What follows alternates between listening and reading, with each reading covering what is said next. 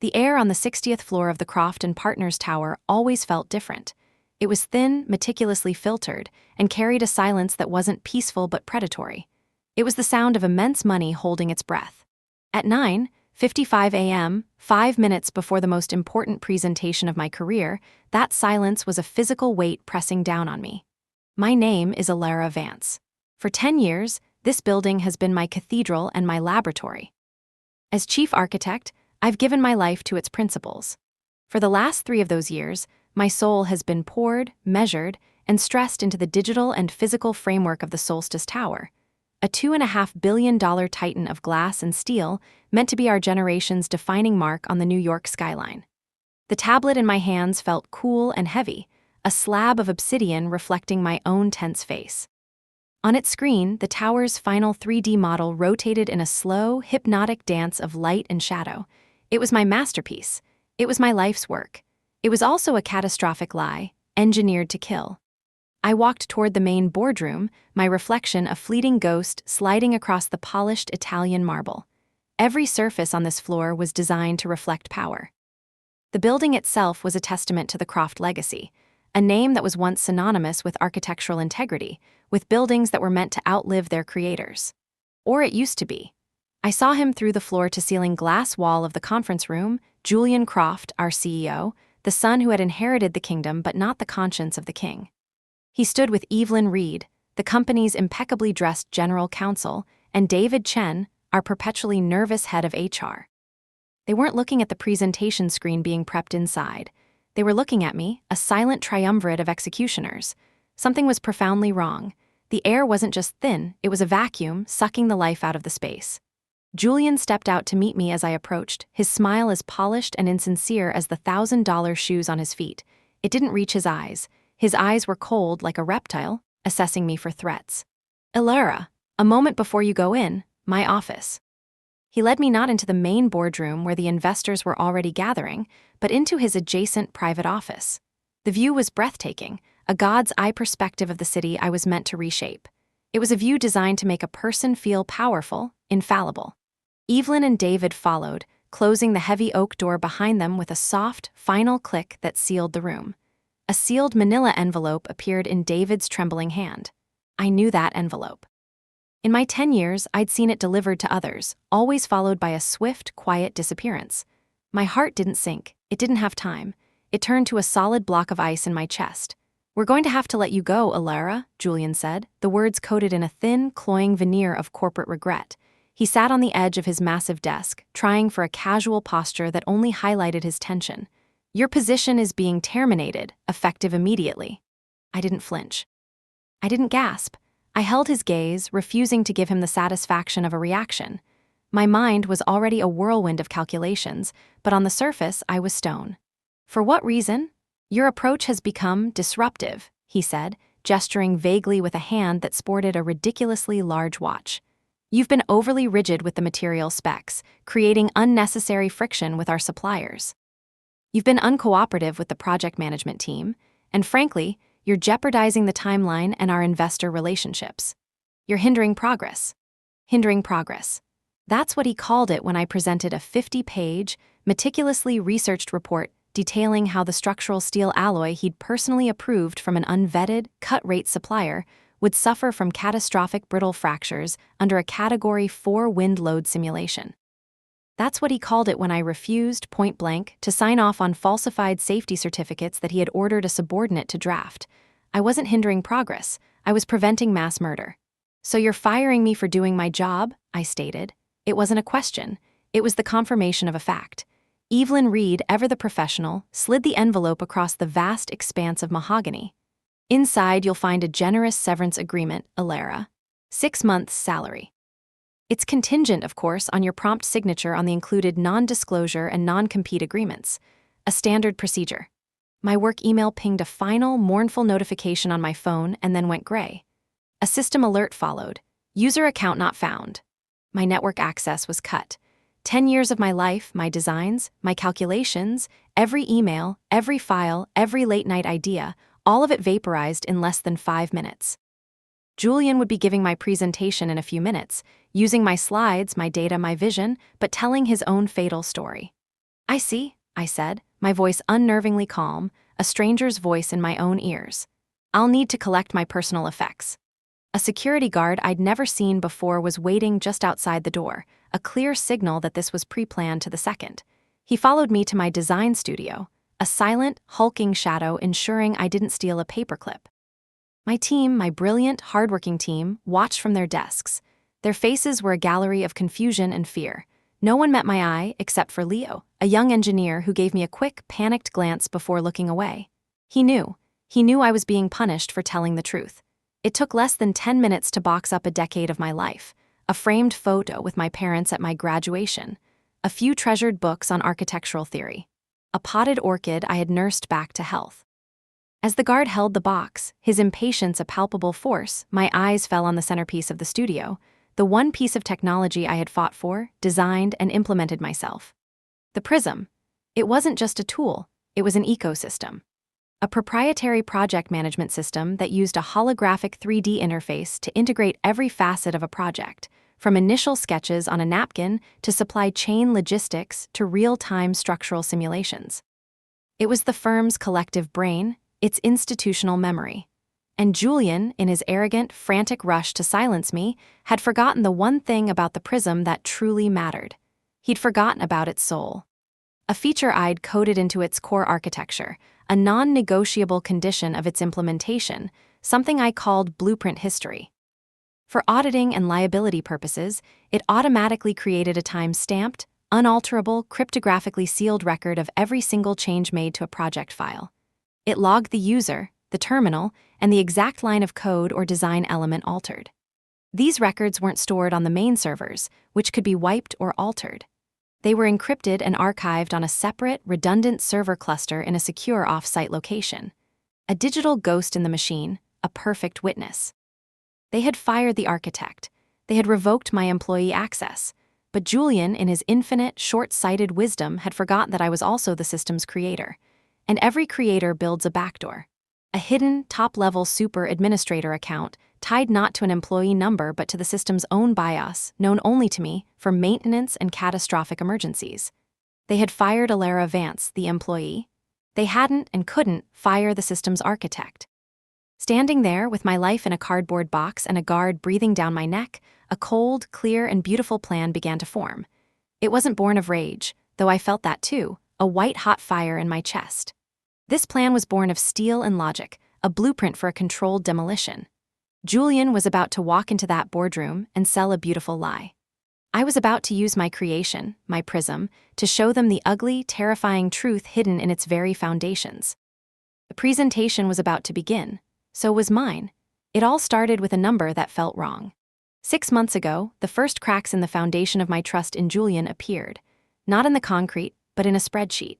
I was running a cross-analysis of material costs versus projected tensile strength for the Solstice Tower's primary exoskeleton. Julian had been pushing for a new supplier, a company called Titan Steel, promising massive cost savings that would get our budget back in the black. His favorite phrase was synergistic value creation. Mine was structural integrity. The number was the carbon content percentage in their SR91 high-strength alloy. It was listed as 0.8%, perfect, right at the top of the acceptable spec. But it was too perfect. Across hundreds of batches from our usual trusted suppliers, that number fluctuated. 0.78%, 0.81%, 0.79%. That's the nature of manufacturing, of metallurgy. Tiny, acceptable variances are a sign of an authentic process. A perfect 0.8% across their entire supply history wasn't just good, it was statistically impossible. It was a lie printed on a certificate. It was the kind of detail most people would overlook, a rounding error in a sea of data. But my mind doesn't work that way. My entire career was built on seeing the catastrophic potential in a single, misplaced decimal point. I started digging. The first few nights were fueled by black coffee and a gnawing suspicion that felt like an ulcer forming in my gut. I ran simulations, not just on our proprietary software, but on 3 different independent platforms. I modeled what would happen if the carbon content was actually 0.6%, a cheaper, more brittle grade of steel that could still pass a cursory inspection. The results were horrifyingly consistent across all platforms. Under a sustained, high-frequency wind load, the kind that whips through Manhattan's concrete canyons in a fierce winter storm, the upper third of the Solstice Tower developed microfractures. In the simulation, over a projected 50-year lifespan, those tiny fractures would propagate, connecting like veins of poison until a critical failure point was reached. The model ended with a catastrophic structural collapse. The tower wouldn't just fall, it would shatter, raining 1 billion tons of glass and steel onto the city below. I brought my findings to Julian. I laid it out for him in his sterile, white office, the one that overlooked the legacy his father, Arthur Croft, had built. Arthur was a legend and architect who believed buildings had souls and that our primary responsibility was to the people who lived and worked within them. Julian only believed in bottom lines and magazine covers. "These numbers from Titan are fabricated," I said, my voice level, pushing my tablet across his vast, empty desk. The simulation played on a loop, a silent, digital apocalypse. "Their certificates are flawless, too flawless. It's a statistical anomaly. We need to order an independent, third-party analysis of their product before we even consider signing this contract." Julian didn't even glance at the tablet. He leaned back in his Eames chair, steepling his fingers, a gesture I'd come to recognize as a precursor to a lecture. He had this way of looking at you like you were a complex problem he was about to simplify with a dose of his superior, private equity wisdom.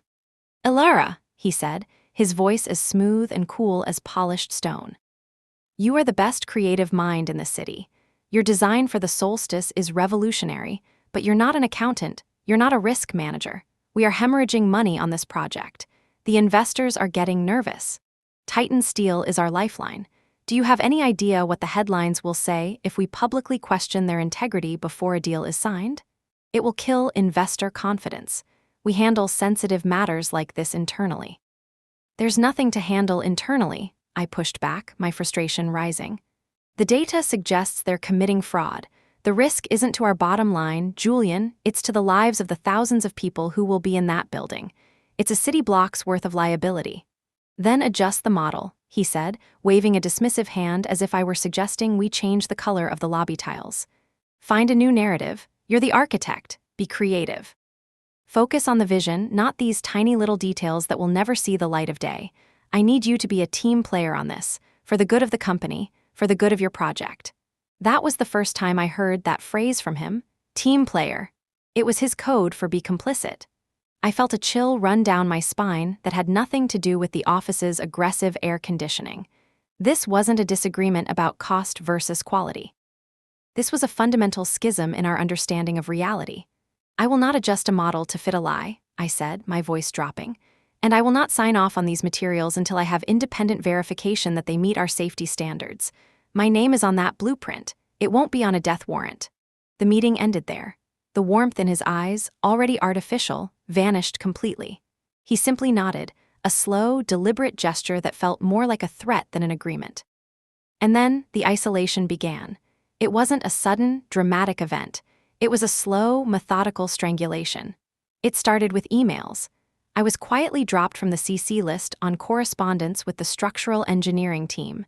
Then came the meetings. A critical session on load-bearing analysis was scheduled, and I only found out about it from a junior designer who assumed I was already invited. When I confronted Julian's assistant, she gave me a flustered apology about a calendar glitch. Data streams I used to have direct, real-time access to were suddenly rerouted, requiring a VP's approval, an approval that was always delayed. My questions in team meetings were met with polite, empty responses and promises to circle back. I was being managed, handled, quarantined from the truth of my own project. The ultimate insult came when I was tasked with redesigning the interior lobby fixtures, a job for a junior decorator, while crucial decisions about the tower's core structure were being made in rooms I was no longer allowed to enter. They were trying to make me irrelevant, to sideline me so completely that my objections would become moot. I knew I was being set up.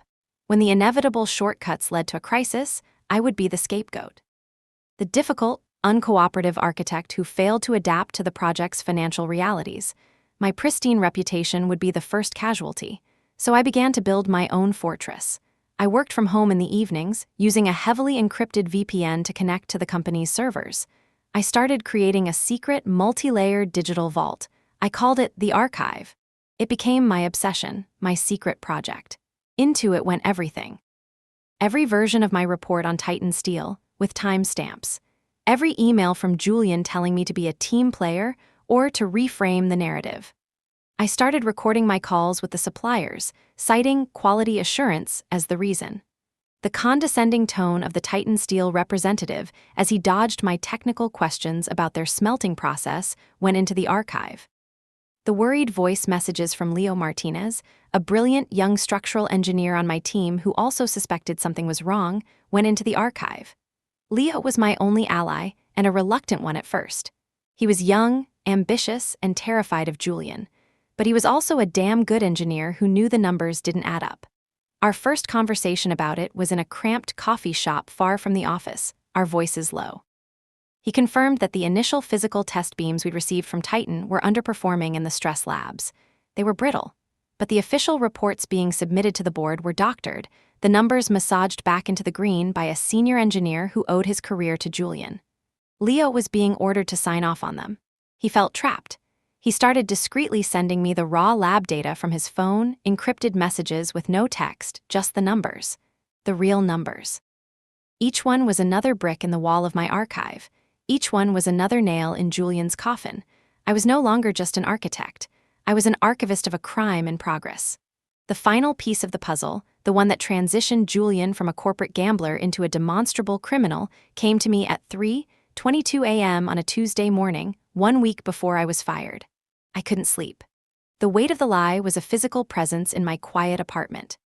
The Solstice Tower haunted me, its gleaming, imagined facade hiding a rotten core.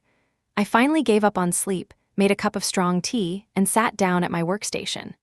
Driven by a hunch I couldn't shake, I logged into the Prism using my hidden super admin account. This account gave me access to something no one else, not even Julian with his top-tier credentials, could see: the system's core command log. It was a raw, unedited text file of every single action performed by an administrator, a digital nervous system. It was meant for catastrophic recovery, not for snooping. Tonight, it was my confessional. I ran a search for any system overrides related to the Solstice Tower simulations, filtering by date and terminal ID. My heart pounded a slow, heavy rhythm as the query ran. And then, there it was.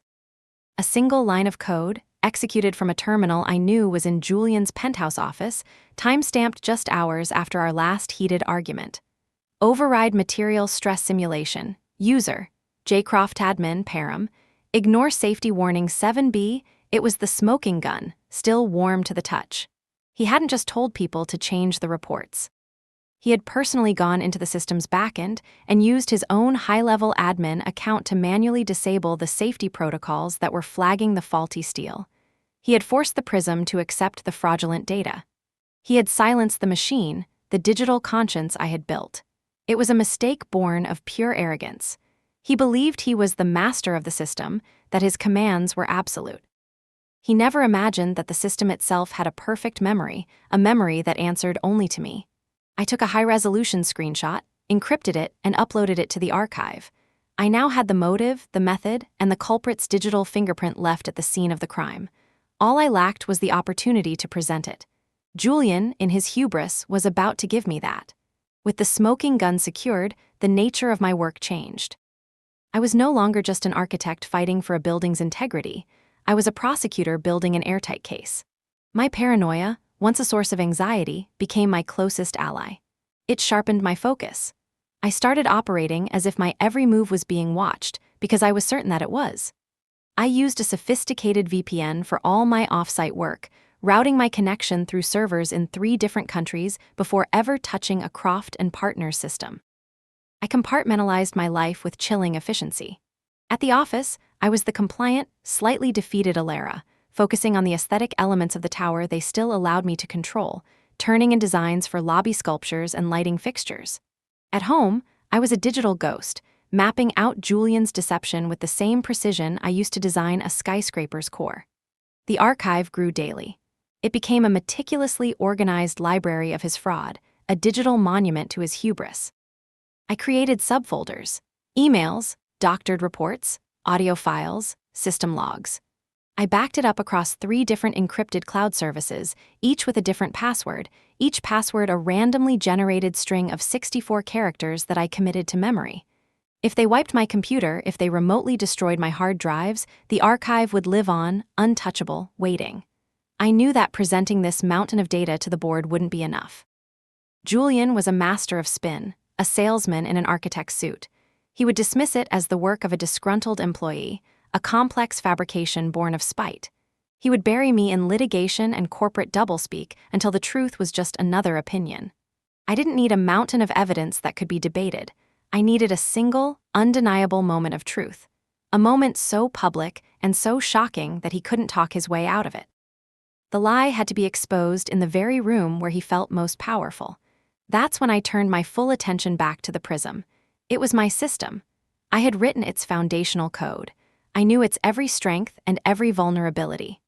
The upcoming international investor presentation was my stage. Julian would be using the Prism's main holographic projector to display the Solstice Tower in all its false glory. He would stand in the center of the boardroom, and my design would shimmer to life around him. He intended it to be his coronation. I would make it his public execution. My plan required a trigger, something that would allow me to act remotely at the precise moment the presentation began. I couldn't risk hacking in during the event. Their IT security, however incompetent, would be on high alert for any external intrusions. I needed a key, left inside the castle walls, that I could turn from the outside when the time was right. I spent an entire weekend writing a small, elegant piece of code. It was a simple script, less than 100 lines, but it was perfect. I named the File Render Asset Optimizer, DLL. It sounded boring and technical, the kind of file an IT technician would glance at and ignore. I disguised it as a performance patch for the rendering engine, complete with fake version notes. The script had 2 functions. First, it would lie dormant, invisible to any standard system scan, until a specific file was opened by the Prism's primary projection application. The file name was one I knew they would use: Solstice Investor Presentation Final, PPTX. Second, once that file was opened, the script would do nothing but send a single, encrypted data packet to a private, anonymous email address I had created using a Proton mail server. A simple, silent message: "The show has begun." I called it my digital canary, a modern-day canary in a digital coal mine. If the bird sang, it meant the trap was set. The next step was to plant it. On Monday, I came into the office early, my heart a cold, steady drum in my chest.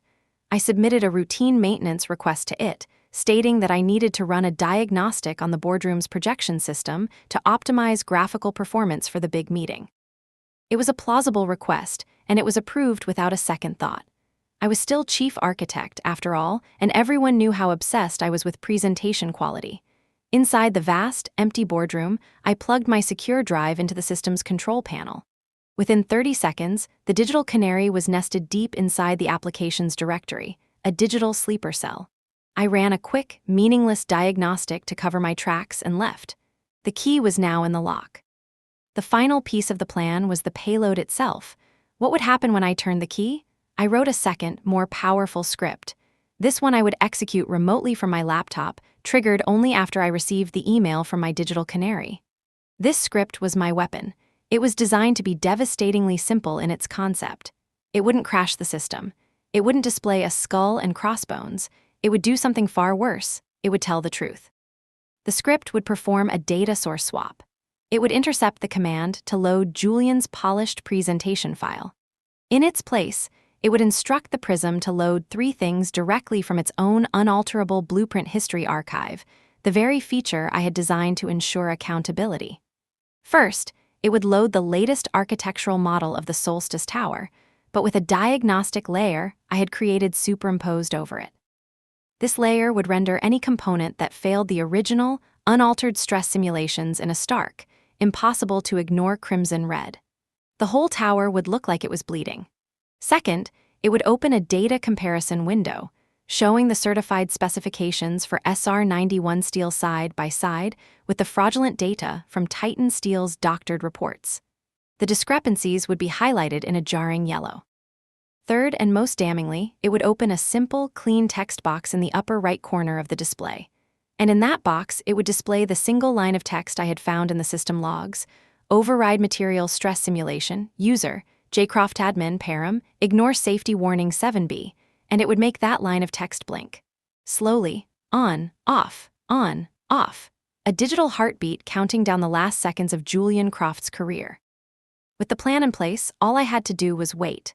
The final days leading up to my firing were surreal. I watched Julian, confident and charming, rehearsing his lies in the boardroom. He was so sure he had won. He had isolated me, discredited me, and was now preparing to erase me. He had no idea that I wasn't the one who was trapped. He was standing on a stage of his own making, and I was in the control booth, my hand on the lever for the trapdoor. The morning he called me into his office to fire me, the feeling wasn't fear. It was the calm, quiet focus of an architect reviewing the final checklist before a controlled demolition. Every charge was in place. Every wire was checked. All that was left was to push the button. The elevator ride down from the 60th floor was silent. The security guard stood beside me, holding the box of my personal belongings, his presence a constant, suffocating reminder of my disgrace. But I felt no shame. I felt a strange, cold clarity, the kind an engineer feels when a complex system finally reveals its single, critical point of failure. The building around me, a place I had once considered a second home, now felt like a foreign country. Its language was lies, and I was suddenly, blessedly fluent in the truth. As I stepped out of the grand marble lobby and into the chaotic symphony of a New York City morning, I didn't look back. My first stop was a small, anonymous electronics store 3 blocks away. I paid cash for a brand new, untraceable prepaid phone and a data-only SIM card.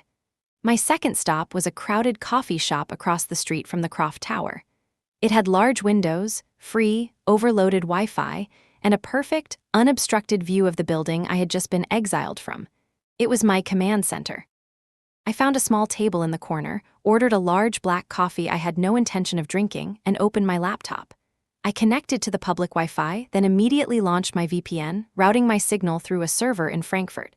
I was now a digital ghost, a whisper on their network. I logged into the anonymous email account I had set up. It was empty. The show hadn't started yet. I glanced at my watch. 10:05 a.m. The presentation was scheduled to begin any minute. From my vantage point, I could see the windows of the 60th floor boardroom. They were just dark rectangles of glass, betraying nothing of the drama unfolding inside, but I could imagine it perfectly. The investors, sipping their Pellegrino, settling into their $1,000 leather chairs. The hushed, expectant atmosphere. Julian standing at the podium, a picture of confidence, ready to sell them my dream, built on his nightmare foundation. My new phone buzzed. A text from Leo Martinez. They're all in. Julian is about to start. Are you okay? I typed back a simple reply. Watching, stay safe. He was a good kid and he was putting his career on the line just by communicating with me. He had also, at my request, sent me a link to the internal, low-resolution livestream of the presentation, meant for employees at our international offices who couldn't attend in person. It was a small concession, but it would give me eyes inside the room. I clicked the link. The video feed flickered to life. The camera was positioned at the back of the room, the quality grainy, the audio tinny, but it was enough. I could see the board members, the investors, a sea of dark suits, and I could see Julian stepping into the center of the room as the lights dimmed. Ladies and gentlemen, his voice echoed faintly through my laptop speakers. Welcome. Today is not just about a building. It is about a vision. A vision for the future of the city, built on a foundation of integrity and innovation, a legacy my father, Arthur Croft, established decades ago. The hypocrisy was so thick I could taste it. He was invoking his father's name, a name he was actively dishonoring. I watched as he gestured, and the holographic projector in the center of the room whirred to life. For a moment, a perfect, shimmering image of the Solstice Tower filled the space. My tower, my design. It looked magnificent. And it was the last time anyone would see it that way. My laptop chimed softly. A new email. My heart hammered against my ribs, a frantic, trapped bird. I opened it. There was no subject line, no sender, just a single line of text in the body. The bird is singing, my digital canary. Julian had opened the presentation file. The trap was set. My hand hovered over the keyboard. This was it, the point of no return. All my planning, all my anger, all my grief for the project I had loved, it all came down to the single moment. One keystroke. I saw Julian on the screen, smiling, his arms outstretched as if to embrace the holographic illusion surrounding him. "What you see before you is more than steel and glass," he declared. "It is a promise of strength, of safety, of a brighter future." I took a deep breath. My fingers found the keys.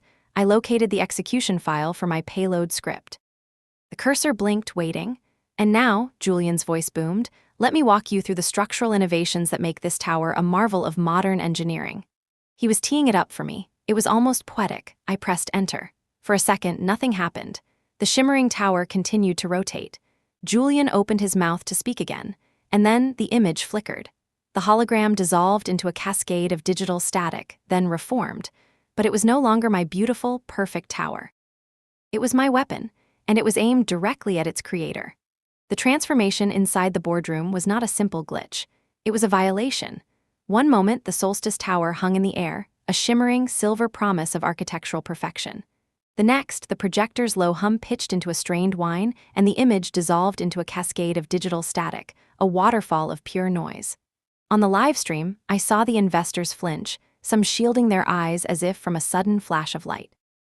Julian froze mid-sentence, his practiced, charming smile melting from his face, replaced by a slack-jawed confusion. He thought it was a technical failure, a moment of profound embarrassment. He had no idea it was an execution. Then, just as abruptly as it vanished, the hologram reformed.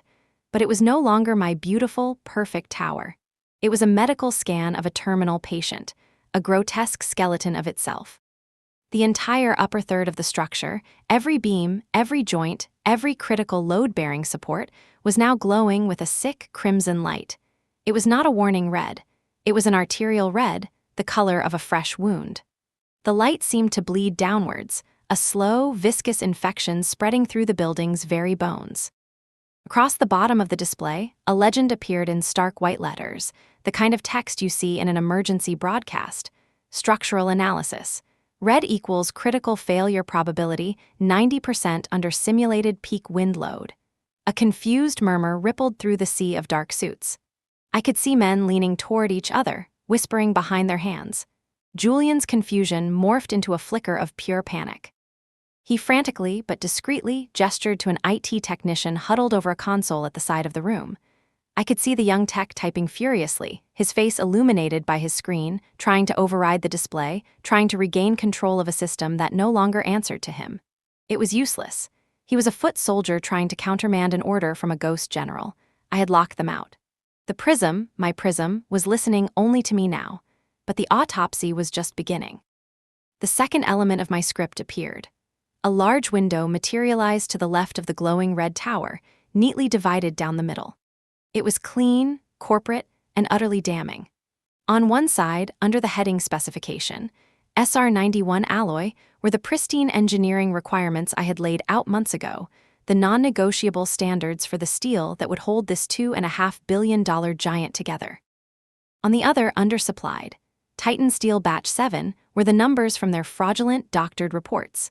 My script, with cold, digital precision, highlighted the discrepancies in a jarring, nauseating yellow. Carbon content, the very soul of the steel's strength, was off by a critical margin. Tensile strength, the force required to tear the alloy apart, a number I had specified to withstand a Category 4 hurricane, was barely rated to survive a severe winter gale. Stress tolerance, fatigue resistance, a cascade of failed metrics, undeniable and stark, were laid bare for everyone to see. It was not just a spreadsheet. It was a dialogue of deceit, a conversation between my truth and their lie. Julian's face, even on the low-resolution feed, was now a mask of pure, unadulterated terror. He looked from the hologram to the investors and back again.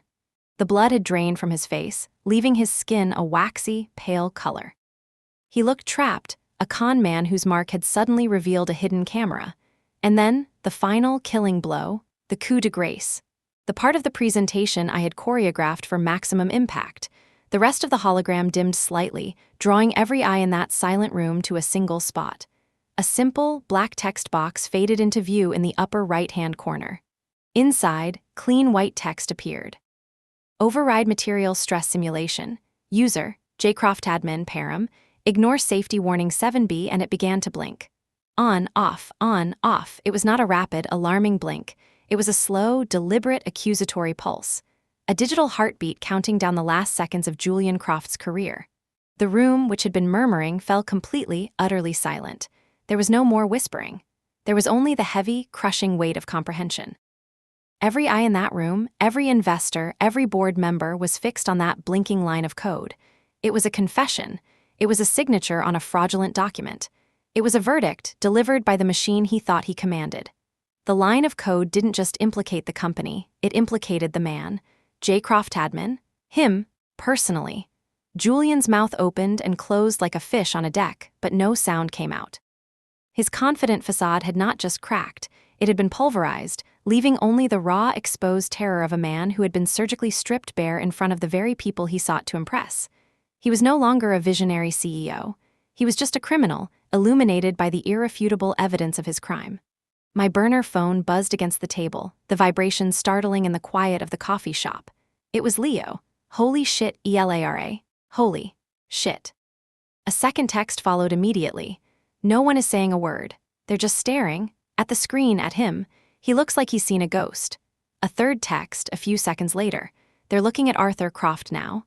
Then, a movement at the front of the room caught my eye, a moment of profound, human tragedy amidst the corporate carnage. An older man who had been sitting quietly in the front row slowly got to his feet. He was tall and dignified, with a shock of white hair and a bearing that still commanded respect. Even through the grainy video, I recognized him instantly. Arthur Croft, Julian's father, the founder, the legend. He hadn't been seen in the office for years, but he must have come for his son's day of triumph. He didn't look at the screen, he had seen enough. He looked only at his son. The expression on his face was not anger or rage or even confusion. It was something far worse. It was a profound, bottomless disappointment, the look of a man watching his entire life's legacy, his very name, being set on fire by his own child. It was the look of a creator gazing upon a flawed, broken creation he no longer recognized. That single, silent look from his father seemed to finally break Julian. But before he could react, another man stood up. Kenji Tanaka, the primary representative for their largest international investment fund, a man who controlled hundreds of millions of dollars of their funding. He was a man known for his quiet, decisive nature. He calmly took out his phone, stood up, and walked toward the back of the room without a single backward glance. He was already speaking into it in hushed, urgent Japanese. He wasn't yelling. He wasn't making a scene. He was doing something far more lethal. He was calling his lawyers. He was pulling their money. The deal was dead. The tower was dead. The IT technician, seeing his bosses unraveling and the exodus of their chief investor, finally gave up, holding his hands up in a gesture of helpless surrender. Julian, finally snapping out of his paralysis, did the only thing a cornered animal could do. He lunged. He stumbled past the podium and strode over to the main power conduit for the projector.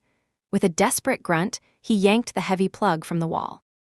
The hologram, my avenging angel of data, vanished, plunging the room into semi-darkness and an even deeper, more profound silence. The livestream feed cut out. I closed my laptop. My heart was still pounding a furious rhythm against my ribs, but my hands were steady. I took a slow sip of my now cold coffee.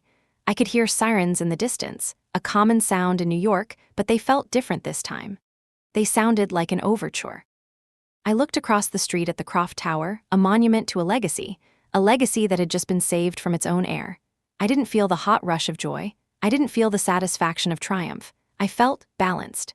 The scales, so dangerously tilted, had been tipped back to equilibrium. I had not created the lie. I had not manufactured the evidence. I had simply turned on the lights so everyone could see the monster that was already in the room. My work was not done. The demolition was complete. Now the cleanup, the fallout would begin, and I knew they would be coming for me. Let them come, I was ready. The first call came less than 60 seconds after the live stream died. Julian's name flashed on my burner phone screen, a name that suddenly seemed like an artifact from a different lifetime. I watched the screen vibrate against the coffee shop table, the buzzing a furious, impotent insect. I let it go to voicemail. He called again, immediately. I declined the call. He called a third time, and a fourth. 14 times in 10 minutes, a frantic, desperate drumbeat of denial. Then, as if realizing he couldn't force his way through a locked door, the texts started. They were a rapid, real-time descent through the stages of a collapsing psyche. First, rage, the all-caps fury of a king whose authority has been questioned.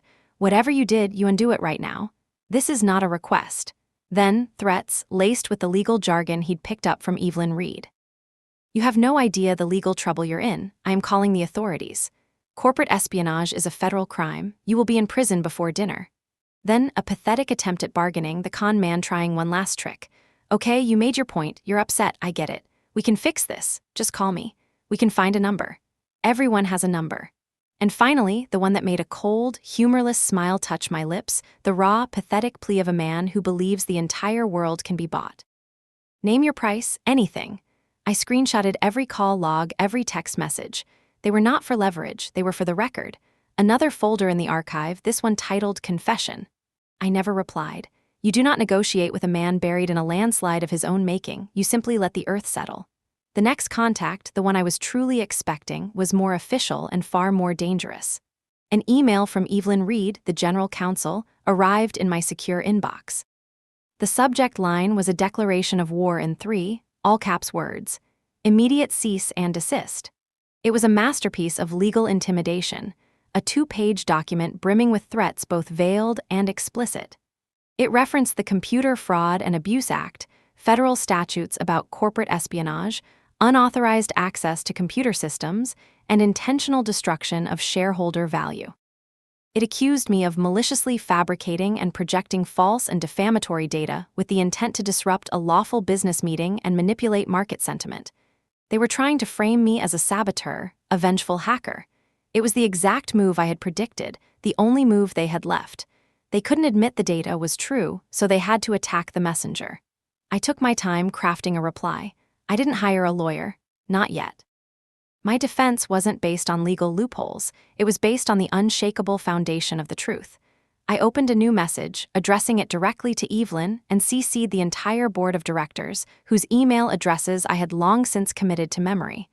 I wanted them all to see it. I wanted them to know that I was not afraid. Dear Evelyn, I began, my fingers moving calmly over the keyboard. Thank you for your email. I have read it carefully.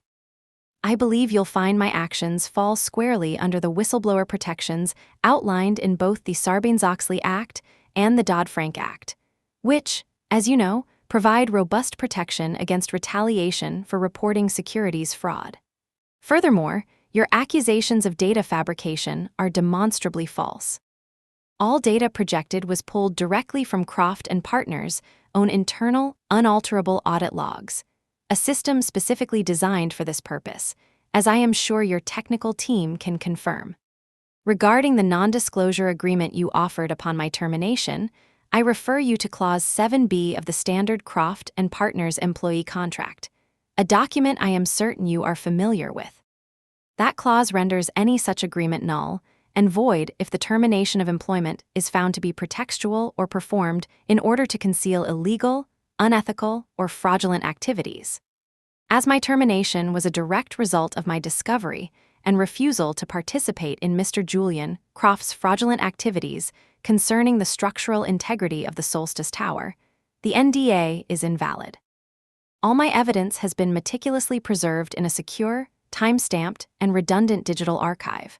I have done nothing but ensure the board and its investors were presented with accurate, unaltered company data that was being deliberately concealed from them in a manner that constituted a grave risk to public safety and a violation of Mr. Croft's fiduciary duty. I suggest you advise your client accordingly. I hit send. The message was gone. That, I knew, would give them pause. It showed them I wasn't just an angry, emotional ex-employee. I was prepared. I had a strategy. I spoke their language. I had built a fortress of law and logic around my actions, and they had just fired the only architect who knew its design. The real call, the one that I knew would determine the next phase of the war, came 2 hours later. The caller ID was blocked. I took a deep breath, centered myself, and answered. "Is this Ms. Alara Vance?" a calm, measured voice asked. It was a voice that held no emotion, only precision. "It is. My name is Robert Denning. I am a partner at Wachtel Lipton. I have been retained this afternoon by the board of Croft and Partners, specifically at the direction of Mr. Arthur Croft, to act as independent counsel and lead an immediate investigation into the events of this morning. Would you be willing to speak with me?" This was the moment. The board had bypassed Julian's chosen lawyers and brought in a heavyweight, a legend in corporate litigation. And Arthur Croft was behind it. The old king was taking back his kingdom. "Yes, Mr. Denning, I would. I must advise you that this call is being recorded and anything you say can and will be used in subsequent legal and civil proceedings. Do you understand? I understand perfectly, I said, my voice as calm as his. I would expect nothing less. And so, sitting in that noisy, anonymous coffee shop, surrounded by the mundane chatter of a city that had no idea of the corporate drama unfolding in its heart, I gave my testimony. I didn't raise my voice. I didn't let a single tremor of anger or fear enter my tone. I presented the facts in a calm, chronological, dispassionate monologue, just as if I were presenting a risk assessment to a client. I started with the spreadsheet that felt wrong. I walked him through the simulations, the doctored reports, my conversations with Julian, the slow, methodical process of my isolation. I told him about the archive and the evidence it contained without revealing its location or its full scope. I told him everything, leaving no room for ambiguity. When I finished, there was a long pause on the other end of the line. I could hear the faint sound of him breathing, the rustle of what I imagined were papers. "Ms. Vance," Denning said finally, his tone careful, probing, "the evidence you're describing, if true, is compelling, but the method of its delivery is unorthodox.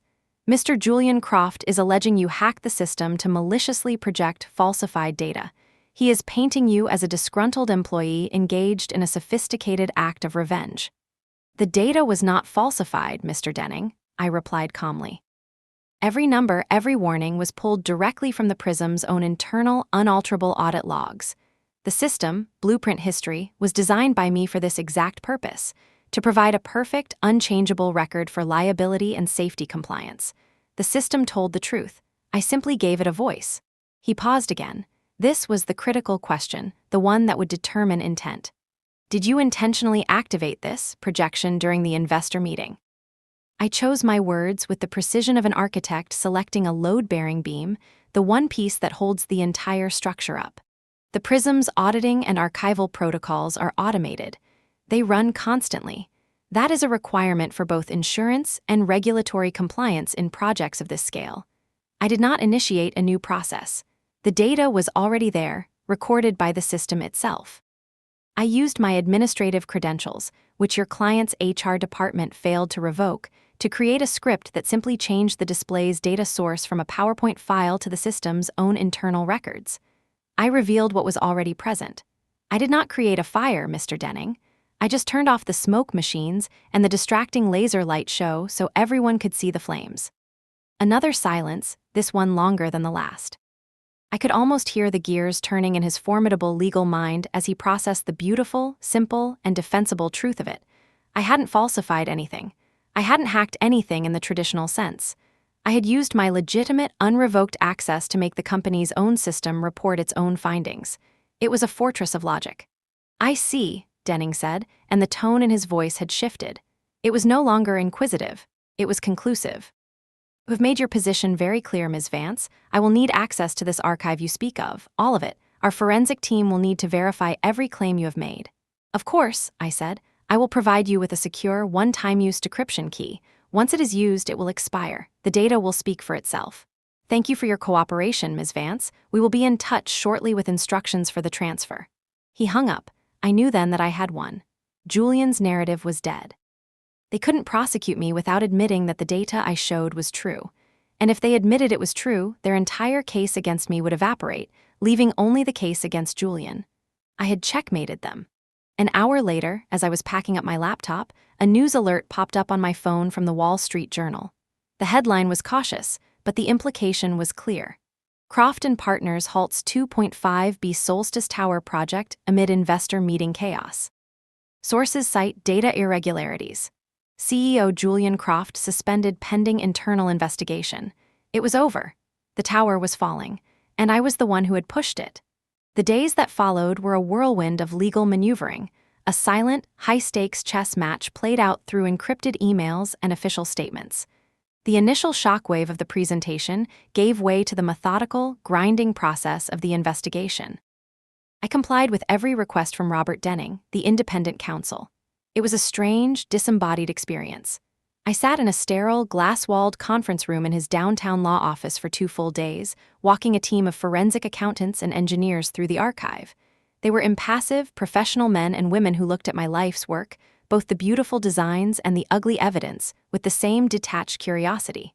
They looked at data, not drama. They saw numbers, not betrayal. I showed them how to navigate the unalterable logs of the prism, how my diagnostic scripts worked, and where Julian's digital fingerprints were all over the override commands. They asked questions of crystalline precision, and I answered them with the same. There was no emotion, only fact. They spent the next week dissecting every byte of data, cross-referencing everything with their own independent analyses. Late one evening, I received a short, formal email from Denning himself. Ms. Vance, our forensic review is complete. Your data has been verified in its entirety. Thank you. It was the most anticlimactic and most validating message I had ever received. The truth, once unleashed, was unassailable. Julian Croft was officially fired. The board's press release was a masterpiece of corporate speak, a symphony of euphemisms citing a loss of confidence and fundamental managerial differences regarding project oversight. But the financial world knew how to read between the lines. He was a pariah.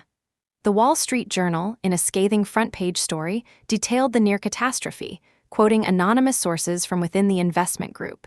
They didn't have all the details I had, but they had enough.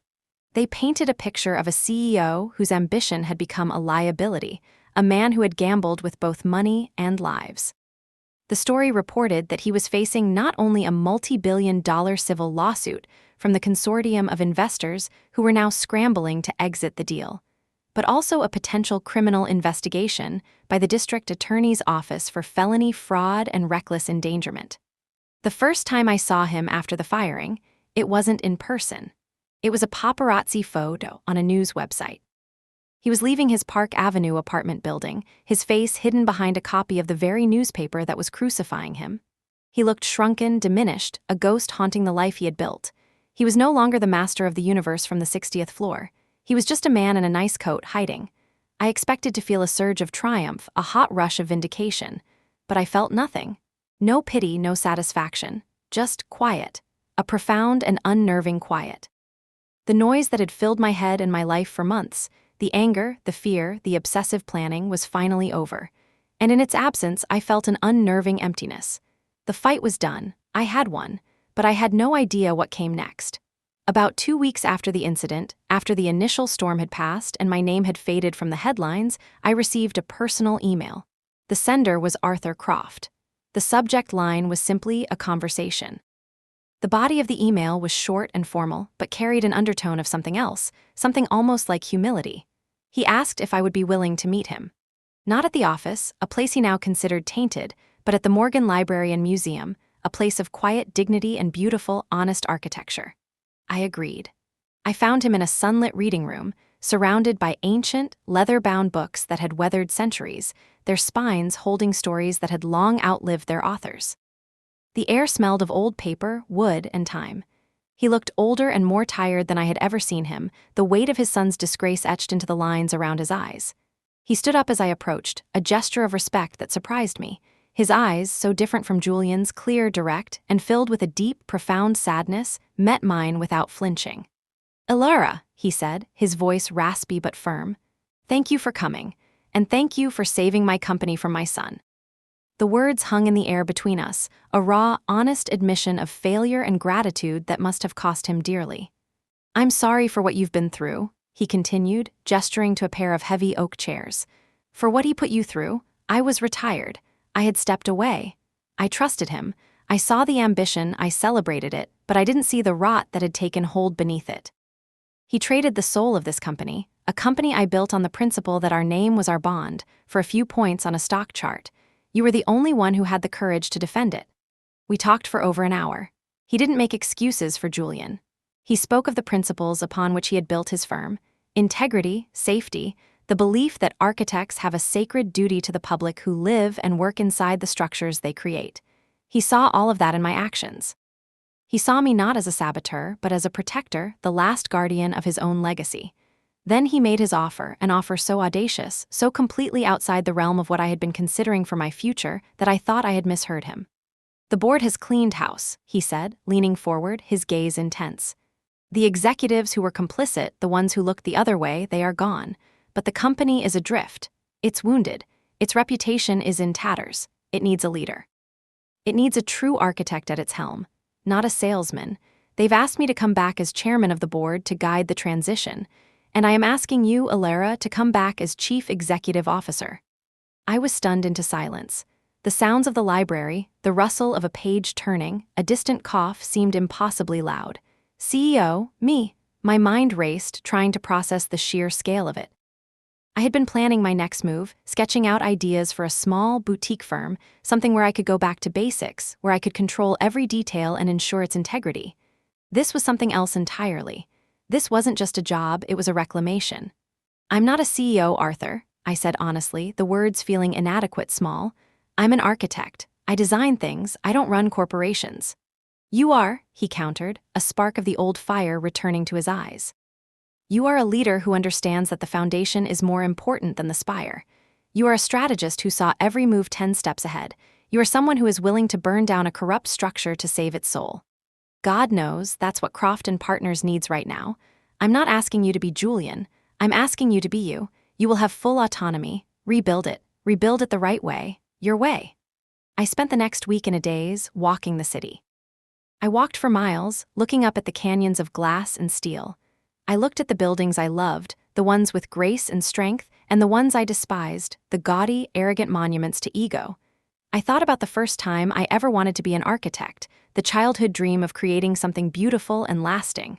Julian had almost destroyed that in me. He had turned my passion into a weapon of deceit. My first instinct was to say no.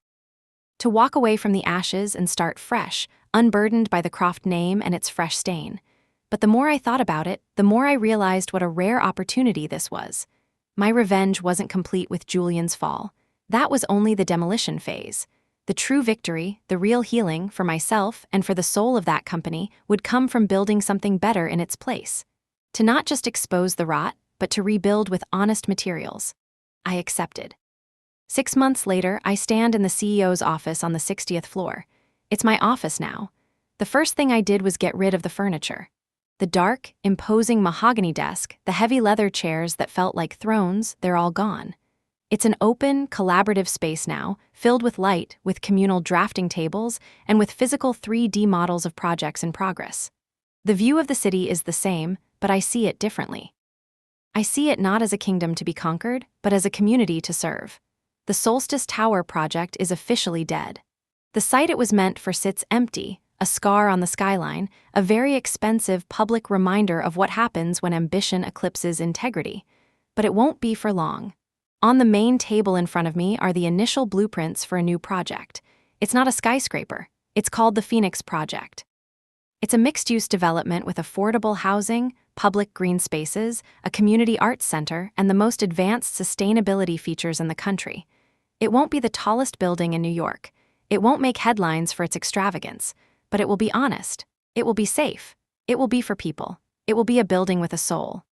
Leo Martinez, now my head of structural engineering, walks in, holding a new set of calculations.